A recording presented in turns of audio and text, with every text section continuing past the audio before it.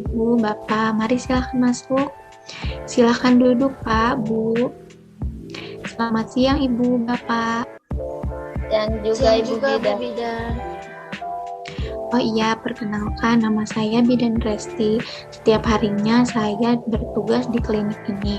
Kalau tidak salah, ini kunjungan Ibu dan Bapak pertama kali ya? Iya Bu Bidan. Wah, senang sekali bisa bertemu dengan Ibu dan Bapak. Kita perlu saling kenal kan, Pak, Bu? Iya Bu, seperti kata pepatah bilang, tak kenal maka tak sayang. Iya kan Mah? Iya Pak. Nah, ada apa? Apa ada yang bisa saya bantu? Begini Bu Bidan, saya sudah lepas KB, tapi saya tak kunjung hamil. Itu kenapa ya Bu? Ibu dan Bapak sudah melakukan hal yang tepat untuk mengkonsultasikan hal seperti ini. Tapi sebelumnya saya perlu mendapatkan data informasi dari Bapak dan Ibu dulu. Boleh kan Pak, Bu? Apa emang harus begitu ya Bu Bidan? Iya Pak, saya harus punya data pribadi Ibu dan Bapak. Dan dengan data ini nanti juga akan membantu saya dalam menjawab pertanyaan yang diajukan oleh Bapak dan Ibu. Dan jangan khawatir karena kerahasiaan Ibu dan Bapak terjamin. Maksud Ibu dengan kerahasiaan terjamin seperti apa ya Bu ya? Maksudnya, semua data pribadi Bapak dan Ibu, serta semua pembicaraan kita kali ini tidak akan saya ceritakan kepada orang lain. Alhamdulillah, saya lega dengarnya Bu Bidan. Iya Mah. Jadi, Ibu dan Bapak tidak perlu takut ya untuk menjawab pertanyaan dan bercerita mengenai apa yang dirasakan. Iya, tentu Bu Bidan. Oke, baik. Kalau begitu, Ibu nama lengkapnya siapa? Nama saya Narisa Tapani Bu Bidan. Kalau Bapak nama lengkapnya siapa? Saya Arfin Bapak Bu Bidan. Boleh saya tahu pekerjaan Ibu dan Bapak?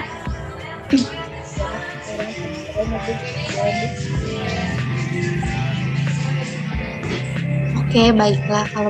Kalau Ibu, Saya ibu rumah tangga Bu Bidan, tapi saya juga berwira swasta di rumah dagang kecil-kecilan. selanjutnya mengenai agama. Boleh saya tahu agama Bapak Arthur dan Ibu Nerissa? Kami alhamdulillah muslim Bu Bidan. Alhamdulillah. Oh iya, Ibu sekarang usianya berapa? Saya 19 tahun Bu Bidan. Kalau Bapak Arthur, Sudah 20 tahun Bu Bidan. nah kalau alamat tinggalnya di mana ini Pak, Bu? Kami tinggal di Jalan Kopeng, Kecamatan Bayangkara, Kabupaten Sukabumi, Bu Bidan. Wah, lumayan jauh ya dari sini Pak. Iya Bu Bidan.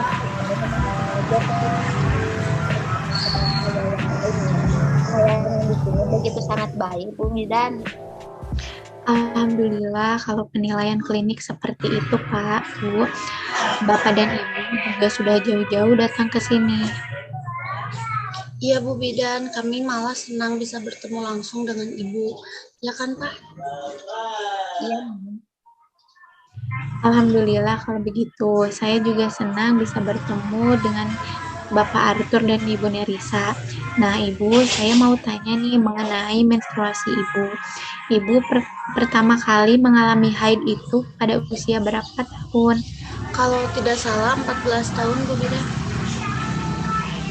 Baik, kalau siklus haidnya Bu berapa lama? Maksudnya jarak waktu antara haid pertama dengan haid berikutnya. Tidak menentu Bu Bidan, kadang 30 hari, kadang 28 hari. Oh, begitu. Oh, begitu ya, Bu. Biasanya berapa hari dalam sebulan haidnya, Bu? Biasanya sih 6 sampai 7 hari Bu. Apa Ibu pernah punya masalah atau gangguan menstruasi? Yang saya rasakan selama haid cuma nyeri datang bulan saja, Bu Bidan. Sejak kapan Ibu Nerisa memakai pil KB? Dan apakah sebelumnya pernah memakai alat kontrasepsi yang lain? Tidak, Bu Bidan, saya dari awal pakai KB pil saja. Dan saya mulai memakai kontrasepsi sejak setelah menikah. Sudah sejak kapan Bu Nerisa berhenti minum pil KB itu? Kurang lebih sudah 8 bulan yang lalu, Bu Bidan. Bagaimana siklus menstruasi Ibu saat masih memakai KB dan setelah melepas KB? Pada saat saya masih memakai KB, menstruasi saya tidak teratur, Bu. Terkadang saya menstruasi 2 bulan sekali dan hanya berlangsung 3-5 hari saja. Dan setelah lepas KB, saya menstruasi 1 bulan sekali, tapi juga hanya 3-5 hari, Bu Bidan, dan itu juga tidak banyak. Jadi sebenarnya jangka yang waktu yang lama sekalipun tidak menyebabkan masalah kesuburan, apalagi kemandulan Bu Nerisa. Pil KB merupakan alat kontrasepsi hormonal yang cara kerjanya yaitu mengacaukan sistem hormonal di dalam tubuh. Ketika pemakaian pil KB dihentikan, sistem hormon dalam tubuh tidak serta-merta pulih dan kembali normal seperti sebelum menggunakan KB. Kembalinya kesuburan biasanya ditandai dengan normalnya siklus haid, dan dalam hal ini tiap individu memerlukan waktu yang berbeda-beda antara 1-12 bulan. Jadi memang tidak bisa seketika. Yang juga perlu dipahami, tingkat kesuburan wanita berbanding terbalik dengan usia, di mana semakin bertambah usia, maka tingkat kesuburan wanita semakin menurun secara drastis. Jadi Ibu tenang saja, karena Ibu masih muda, kemungkinan besar sistem hormonal Ibu masih berproduksi dengan baik. Apakah kami perlu melakukan pemeriksaan lab atau yang lainnya ya Bu Bidan ya? Bagaimana status imunisasi Ibu dan Bapak?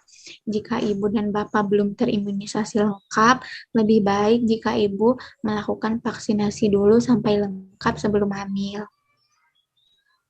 Sudah lengkap Bu Bidan, kami imunisasi sebelum menikah. Apakah ada peluang untuk saya segera hamil, Bu? Peluang setiap wanita untuk hamil adalah 15-25% setiap bulannya. Anda berpeluang besar untuk hamil jika berhubungan seks ketika masa subur, yaitu saat ovarium melepaskan sel telur atau ovulasi. Sel telur tersebut akan bertahan hidup selama 12-24 jam setelah dilepaskan. Proses ini terjadi sekitar 14 hari setelah hari pertama masa haid.